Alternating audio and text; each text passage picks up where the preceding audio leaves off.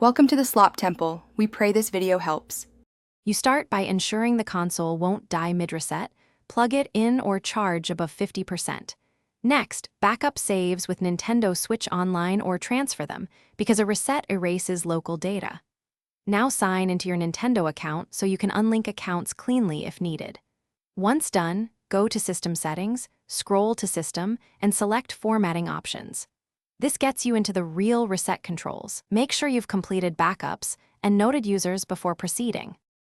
You'll see multiple initialize options. Pick the one that matches your goal.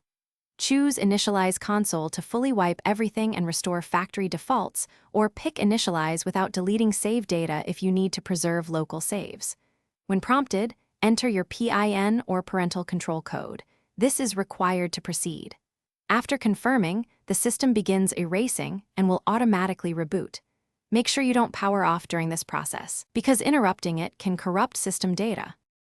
Once the switch restarts, complete the setup screens. Select language, connect Wi-Fi, and recreate or reassign user profiles. After setup, restore cloud saves or transfer content back from the source console. Make sure your Nintendo account is logged in. If the reset fails or the console won't boot, hold the power button for 12 seconds to force shutdown, then retry initialization. If problems persist, try recovery options in Troubleshooting or contact Nintendo support for hard.